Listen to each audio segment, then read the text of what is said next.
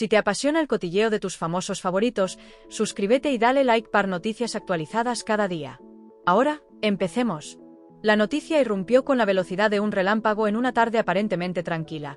Kiko Jiménez había sido absuelto de la demanda interpuesta por Gloria Camila por presunto maltrato psicológico.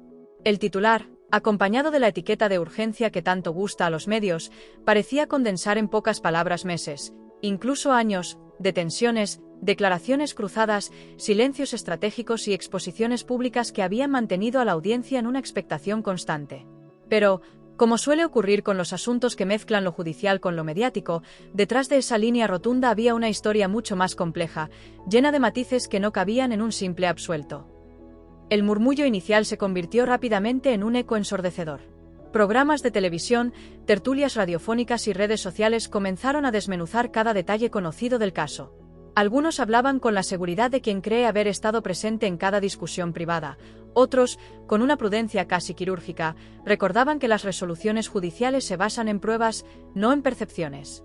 Y entre ambos extremos, la opinión pública oscilaba como un péndulo, intentando encontrar un punto de equilibrio entre la empatía y la objetividad. Para entender el alcance de esta absolución, era necesario retroceder en el tiempo. La relación entre Kiko Jiménez y Gloria Camila no había sido precisamente discreta. Desde sus inicios, estuvo marcada por la exposición constante, por declaraciones que, en ocasiones, parecían más pensadas para generar titulares que para aclarar situaciones. Esto no significa que los sentimientos no fueran reales, pero sí que la manera de gestionarlos estuvo inevitablemente condicionada por la mirada pública. El concepto de maltrato psicológico, eje central de la demanda, es especialmente delicado. A diferencia de otras formas de violencia más evidentes, este tipo de maltrato se mueve en un terreno donde las palabras, los gestos y las dinámicas relacionales adquieren un peso enorme. No deja huellas visibles, pero puede tener consecuencias profundas. Precisamente por eso, su evaluación en el ámbito judicial requiere un análisis minucioso, apoyado en pruebas sólidas, testimonios consistentes y, en muchos casos, informes periciales especializados. El tribunal encargado del caso tuvo que enfrentarse a ese desafío, separar la percepción subjetiva de los hechos objetivamente demostrables. No es una tarea sencilla, especialmente cuando las partes implicadas han vivido su relación bajo el escrutinio constante del público. Cada declaración pasada, cada aparición televisiva, cada entrevista concedida podía convertirse en una pieza más del rompecabezas. Y, como ocurre con los rompecabezas complejos, algunas piezas parecían encajar a la perfección mientras que otras generaban más dudas que certezas. Mientras tanto, el interés mediático no disminuía. En un mundo donde la inmediatez manda, la etiqueta de urgente no solo informaba, sino que también creaba una sensación de acontecimiento ineludible. Era como si la realidad necesitara ser subrayada, resaltada en negrita, para captar la atención de una audiencia saturada de estímulos. Y, en ese contexto, la absolución de Kiko Jiménez no era solo una resolución judicial, sino también un episodio más en una narrativa que parecía no tener fin. Conviene detenerse un momento en el significado de esa absolución. En términos legales, implica que no se han encontrado pruebas suficientes para condenar al acusado por los hechos que se le imputaban. Esto no es lo mismo que afirmar categóricamente que todo lo ocurrido fue irrelevante o inexistente. El derecho opera con criterios específicos, con estándares probatorios que deben cumplirse para dictar una condena. Y cuando esos estándares no se alcanzan, la única resolución posible es la absolución. Este matiz, que puede parecer técnico, es fundamental para evitar interpretaciones simplistas. Sin embargo, en el terreno mediático, los matices suelen tener menos espacio que los titulares contundentes. Así, mientras algunos celebraban la absolución como una reivindicación total, otros la interpretaban como un reflejo de las dificultades para demostrar el maltrato psicológico en los tribunales. Ambas posturas, aunque comprensibles, corrían el riesgo de simplificar en exceso una realidad compleja. Por su parte, Gloria Camila se encontraba en una posición especialmente delicada. Interponer una demanda de este tipo no es una decisión que se tome a la ligera. Implica exponerse no solo al proceso judicial, sino también al juicio paralelo de la opinión pública. Y cuando la resolución no es la esperada, la sensación de vulnerabilidad puede intensificarse. En estos casos, el respeto hacia las partes debería ser una prioridad, aunque no siempre lo sea en la práctica. En medio de todo esto, el humor, ese recurso tan humano, encontraba su espacio, aunque de manera contenida.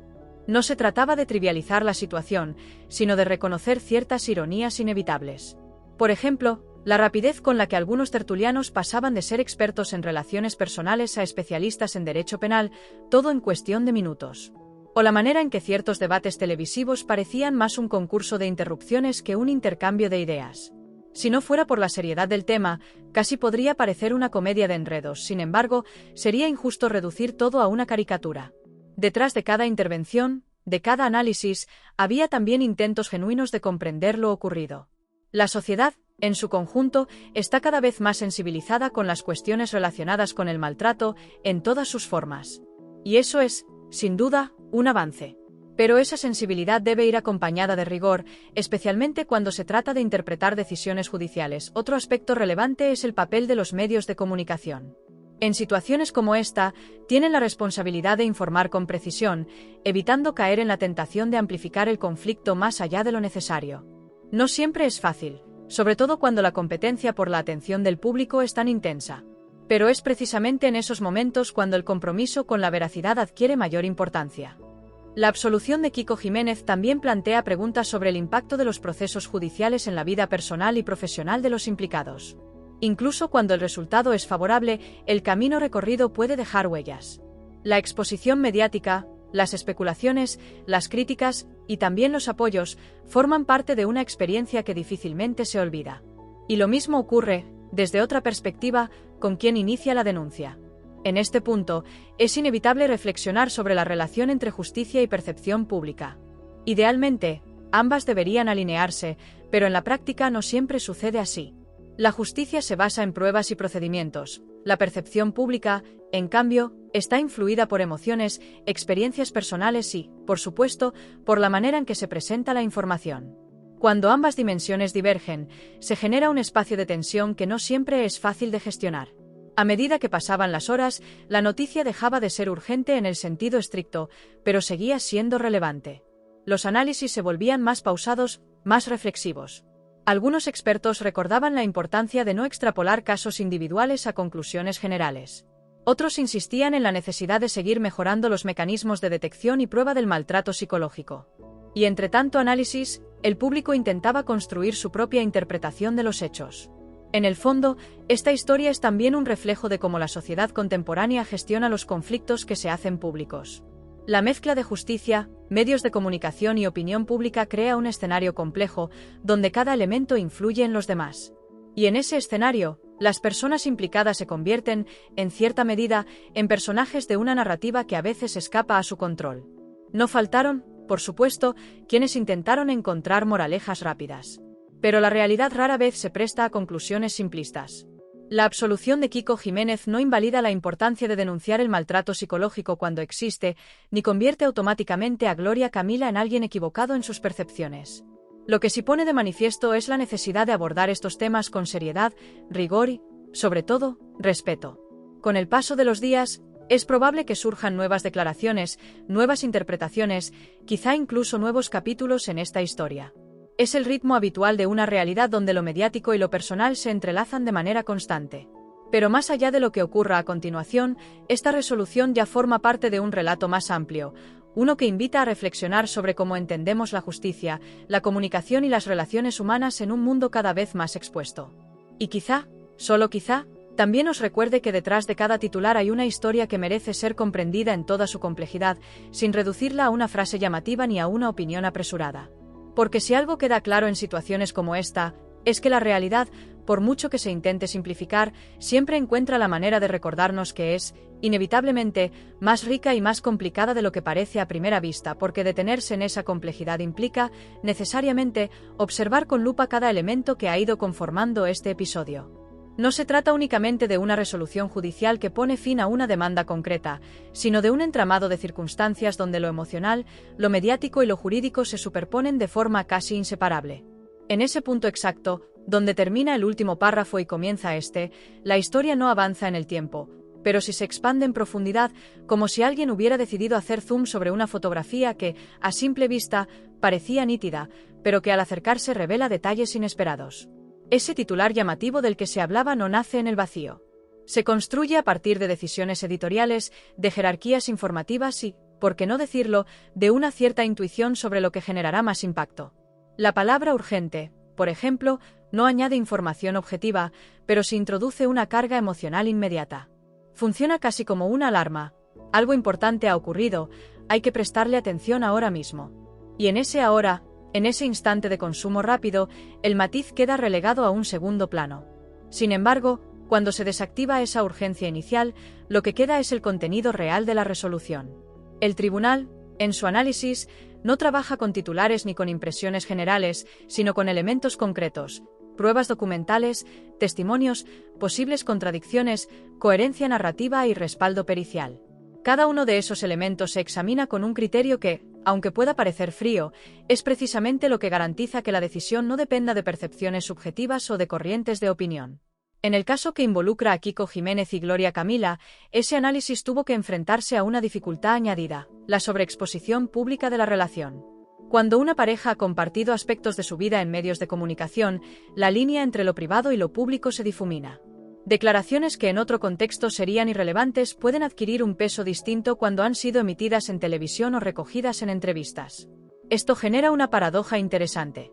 Por un lado, la abundancia de material público podría parecer una ventaja, porque hay más información disponible. Pero, por otro, esa misma abundancia puede dificultar la interpretación, ya que no todo lo dicho en un contexto mediático responde a la misma intención ni tiene el mismo valor probatorio. Una frase lanzada en un plató, quizá en un momento de tensión o bajo la presión de las cámaras, no necesariamente refleja con precisión una dinámica relacional compleja. Aquí es donde entra en juego la diferencia entre relato y prueba. El relato es la forma en que se cuentan los hechos, la narrativa que se construye a partir de experiencias personales. La prueba, en cambio, es aquello que puede ser verificado de manera objetiva dentro de un proceso judicial. Y aunque ambos conceptos pueden coincidir, no siempre lo hacen. El tribunal, en este caso, tuvo que navegar precisamente entre esas dos dimensiones, evaluando hasta qué punto el relato presentado encontraba respaldo suficiente en pruebas consistentes. Al mismo tiempo, no se puede ignorar el componente humano que atraviesa toda esta situación. Más allá de las categorías legales, hay emociones, percepciones y vivencias que no siempre encajan fácilmente en los marcos jurídicos. El maltrato psicológico, en particular, es un terreno donde esa tensión se hace especialmente evidente. No es una cuestión de blanco o negro, sino de matices, de dinámicas que pueden ser interpretadas de maneras distintas dependiendo del contexto y de la experiencia de cada persona. En este sentido, la absolución de Kiko Jiménez no elimina la complejidad del caso, sino que la subraya. Indica que, dentro de los parámetros legales, no se han alcanzado los requisitos necesarios para una condena. Pero eso no convierte automáticamente la situación en algo simple o carente de conflicto. Es más bien una invitación a entender que el ámbito judicial tiene sus propias reglas, que no siempre coinciden con las percepciones sociales o personales. Mientras tanto, en el ecosistema mediático, cada detalle sigue siendo susceptible de análisis. La forma en que se redactan las noticias, el orden en que se presentan los hechos, incluso el tono utilizado, todo contribuye a moldear la interpretación del público. Y aquí aparece de nuevo ese humor sutil, casi inevitable, que se cuela en las rendijas de la seriedad, tertulianos que hablan con una convicción digna de un fallo judicial, gráficos innecesariamente dramáticos en pantalla, y ese momento clásico en el que alguien dice voy a ser muy claro justo antes de no serlo en absoluto. Pero incluso ese toque de humor tiene su función. Permite al espectador tomar cierta distancia, evitar la saturación emocional que puede generar un tema delicado. Es una válvula de escape que, bien utilizada, no trivializa el asunto, sino que lo hace más digerible. El problema surge cuando esa ligereza se convierte en superficialidad, cuando el análisis se sustituye por el espectáculo. Volviendo al núcleo del asunto, es importante considerar también cómo se construyen las expectativas en torno a un proceso judicial. A menudo, el público tiende a anticipar un resultado basado en la información parcial que recibe. Se forman opiniones, se toman posiciones, y cuando la resolución no coincide con esas expectativas, surge una sensación de desconcierto. Pero esa reacción, en muchos casos, se debe a una comprensión incompleta de los criterios legales aplicados. La justicia no opera como una narrativa dramática donde siempre hay un desenlace claramente satisfactorio para una de las partes. Funciona, más bien, como un sistema que busca aplicar normas de manera coherente, aunque el resultado no encaje con las expectativas previas. Y esa diferencia es clave para entender por qué decisiones como esta pueden generar debate. En paralelo, el papel de Gloria Camila en todo este proceso merece una atención particular. La decisión de acudir a la vía judicial implica asumir una serie de riesgos, entre ellos el de que la resolución no sea favorable. Eso no invalida la experiencia personal ni la percepción de los hechos, pero sí sitúa esa experiencia en un marco donde debe ser evaluada con criterios específicos. Es en ese punto donde la historia se vuelve especialmente densa en matices. Porque no se trata de establecer ganadores y perdedores en un sentido simplista, sino de comprender cómo interactúan distintos niveles de realidad, el personal, el mediático y el jurídico. Cada uno tiene sus propias reglas, sus propios tiempos y sus propias formas de validación. Y así, permaneciendo en ese instante suspendido tras el último párrafo anterior, la escena se amplía sin moverse. Como si el tiempo se hubiera detenido para permitir una observación más detallada, más consciente. Cada elemento, cada palabra, cada interpretación adquiere un peso distinto cuando se examina sin la prisa de la actualidad inmediata. Quizá ahí resida una de las lecciones más interesantes de todo esto, la importancia de detenerse, de ir más allá del titular, de resistirse a la tentación de las conclusiones rápidas. Porque, al final, la realidad no necesita ser urgente para ser relevante, ni simple para ser comprendida. Y en esa complejidad, lejos de ser un obstáculo, puede encontrarse una forma más honesta de acercarse a lo que realmente ha ocurrido, y en esa forma más honesta de acercarse a lo ocurrido, aparece un elemento que suele pasar desapercibido, el silencio entre las declaraciones. No el silencio como ausencia de información, sino como espacio donde no hay cámaras, ni titulares, ni interpretaciones en tiempo real. Ese silencio, paradójicamente, es donde suelen residir las partes más difíciles de traducir al lenguaje jurídico o mediático. Porque lo que no se dice, lo que no queda registrado, también forma parte de cualquier relación, y sin embargo es lo primero que se pierde cuando todo se traslada al terreno público. Al ampliar aún más ese zoom sobre la situación, se puede observar cómo cada palabra que si fue pronunciada adquiere una carga específica dependiendo del contexto en que se emitió. No es lo mismo una afirmación hecha en un entorno íntimo que una declaración en un plató de televisión.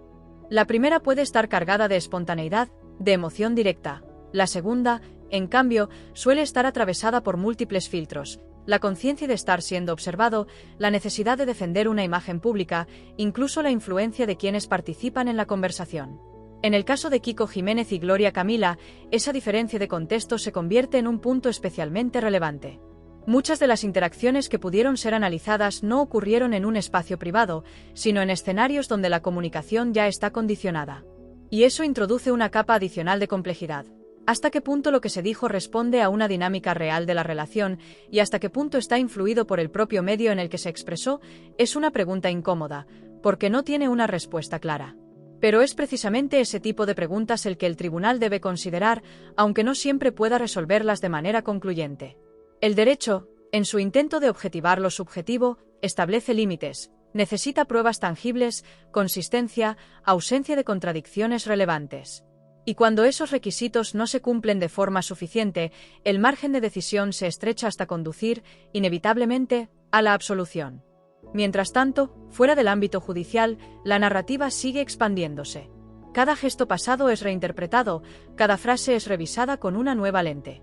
Es como si la historia se reescribiera constantemente, no cambiando los hechos, sino la forma en que se entienden. Y en ese proceso, el público no es un mero espectador pasivo, sino un participante activo que completa los vacíos con sus propias percepciones. Aquí aparece otro detalle interesante, la tendencia a buscar coherencia absoluta en situaciones que, por naturaleza, son contradictorias. Las relaciones humanas no siguen una lógica lineal. Pueden coexistir momentos de afecto y de conflicto, de cercanía y de distancia. Pero cuando se trasladan al discurso público, existe una cierta presión por simplificarlas, por encajarlas en categorías claras, víctima y culpable, razón y error, verdad y mentira. Esa simplificación, aunque comprensible, no siempre hace justicia a la realidad. Y en el caso de una acusación por maltrato psicológico, puede resultar especialmente problemática. Porque este tipo de maltrato no siempre se manifiesta de forma constante ni uniforme. Puede ser intermitente, sutil, incluso ambiguo en su interpretación. Y esa ambigüedad es precisamente lo que dificulta su encaje en un sistema que necesita definiciones claras. En medio de este análisis, el humor vuelve a aparecer, casi como un mecanismo de autorregulación colectiva. No es un humor estridente ni despectivo, sino más bien una ironía suave que señala ciertas contradicciones evidentes.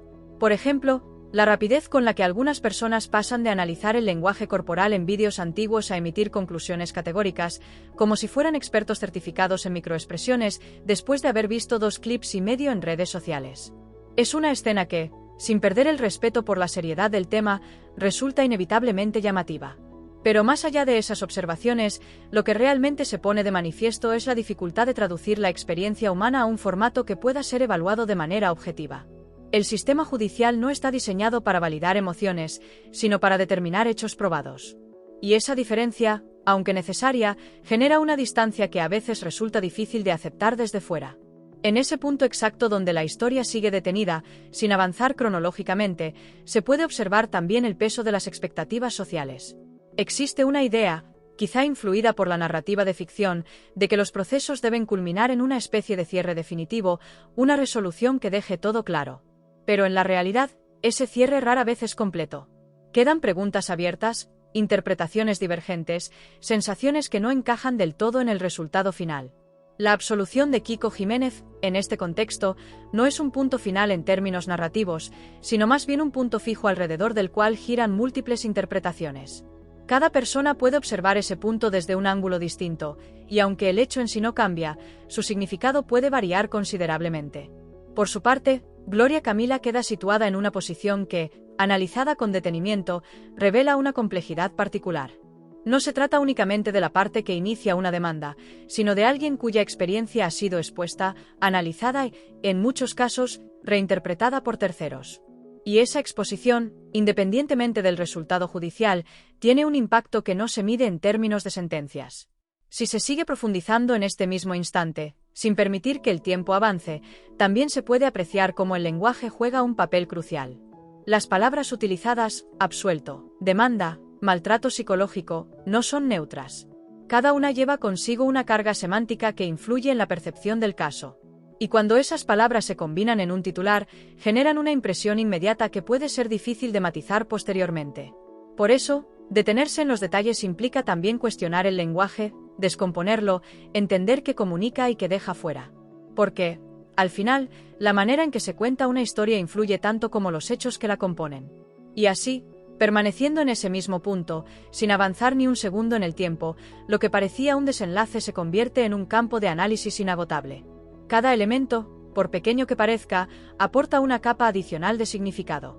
Y en lugar de cerrar la historia, la expande hacia una comprensión más amplia, más exigente, pero también más cercana a la complejidad real de lo ocurrido.